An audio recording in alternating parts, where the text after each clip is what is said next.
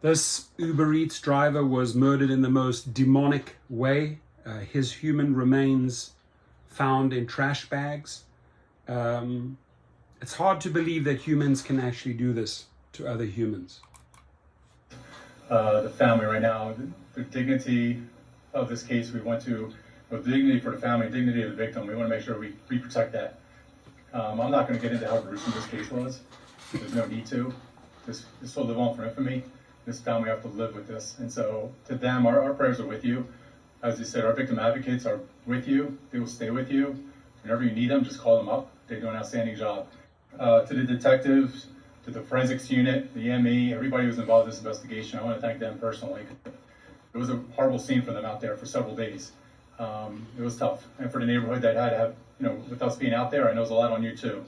So I just want to get that out there because just a gruesome case, and this is horrible. And I'll get a little into it further, but it's just one of those things you can never answer the why. And that's why I feel horrible for the family for it. So our victim was an Uber Eats and DoorDash driver. I mean, you watch the video, he's a guy just like everybody else, just trying to make a living for his family. And on April 19th at 2:30 p.m., he had dropped his wife off and he started doing his deliveries. His wife and him were communicating via text. At around 6:43, she sent him a text. He responds back and says, yeah, this is basically my last one. I'll be home soon. And he was right around the corner from their house. At 7:13, she sends a message, but there was no response back. So late April 19th into the 20th, she reports him missing. Our patrol goes out. They start doing investigation. Wasn't a few hours later, they hand it off to the missing persons unit. Our missing persons unit then takes over the case. They actually, later that morning, our missing person unit reached out to Uber Eats, and they were able to provide us some information and his last known GPS coordinates. We posted this information on our social media, hospitals, fire rescue, FHP, databases. We kept reaching out to find out, could he just been missing? Did something happen? That was he in a crash? So we're just trying to figure those things out. The GPS showed that he had gone, his last known location was 3438 Moog Road, which is down Holiday. Detectives went to the house, walked around it. There was nothing really suspicious on out there. Nobody answered the door.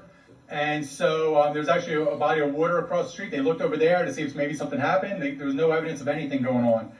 But we kept following up on leads. On April 21st, we actually go back to the house at 3438 Moog Road.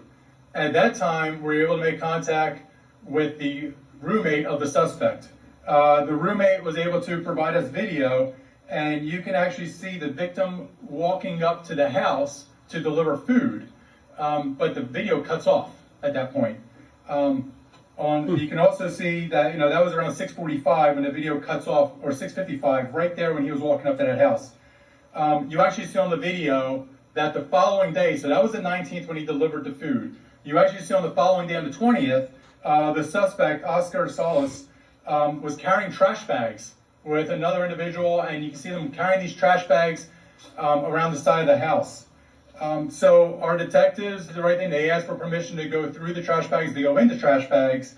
There was several of them. And unfortunately, what we found inside of some of those trash bags was human remains. So at that point, we held the scene as a crime scene. We were waiting for Emmy, the medical examiner, to come out. Forensics came out.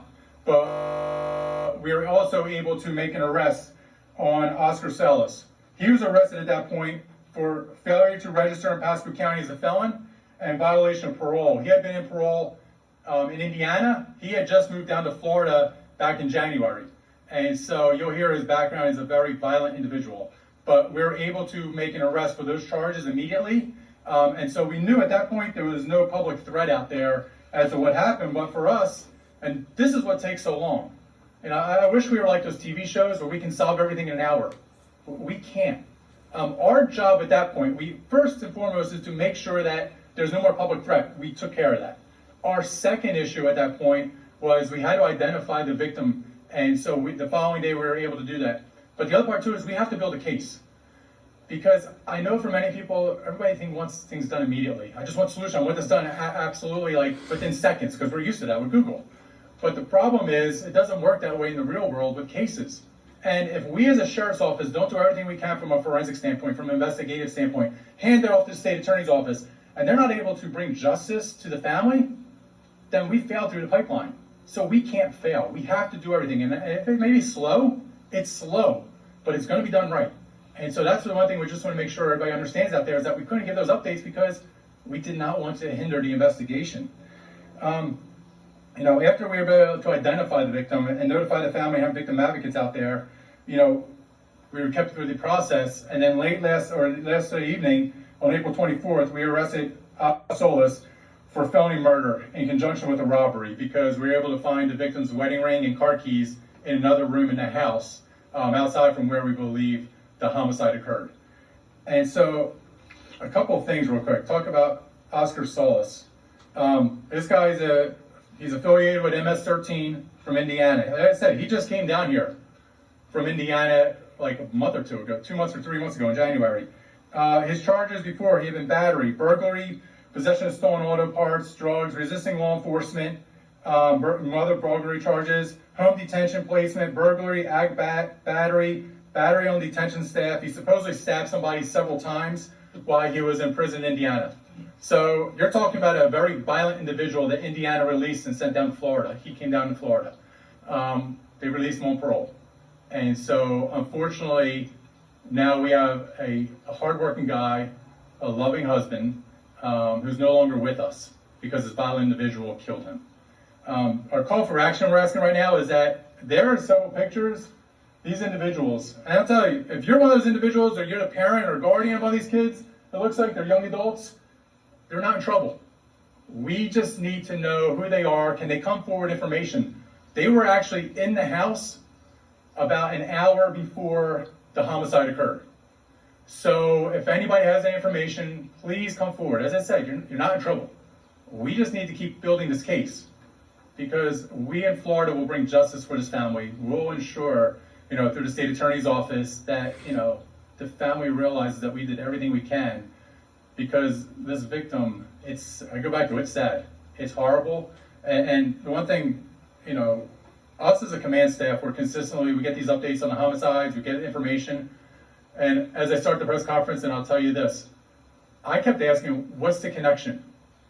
Because unfortunately, a lot of times in homicides, there's a connection there.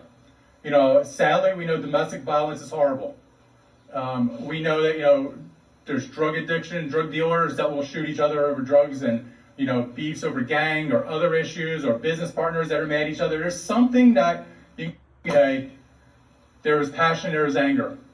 This was absolutely a horrific crime of passion. This person, you always say the word evil, but this is demonic. This individual what he did was demonic. But at the same time, we couldn't answer the question why. What the relationship? There doesn't appear to be any relationship. All it appears is that there was a gentleman who was working, was doing his last delivery of the night, and this person killed him for no reason. So I'm going to put the link underneath. You can listen to the whole thing. It's gruesome. Heart goes out to their family. If there's anything we can do for you, or get a GoFundMe going, or assist you in any way financially, please do not hesitate. Contact all the YouTubers. This is a family member of the gig family, and he was taken away from you. He was taken away from his gig family. And to die like that, God, I don't know. Like he said, they can't figure out the why factor. Why did the guy do it? But definitely a record there, a very long record, and lured him in, filmed him, cut the video, and then did what he did. Glad the cops took their time, were detailed, and hopefully this guy is put away for good. Your comments.